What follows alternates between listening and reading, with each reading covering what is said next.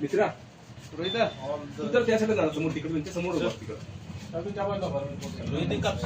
तुमची बॅग आहे ना पॅड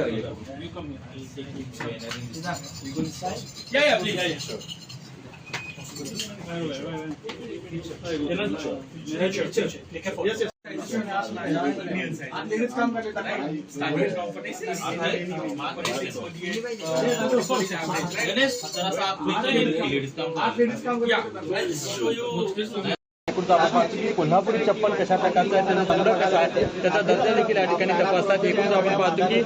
प्राणानं जे चप्पल बाजारात आणलं होतं ते कोल्हापुरी होतं आणि प्राणानं मात्र आपला ब्रँड लावून त्या ठिकाणी विकण्याचा प्रयत्न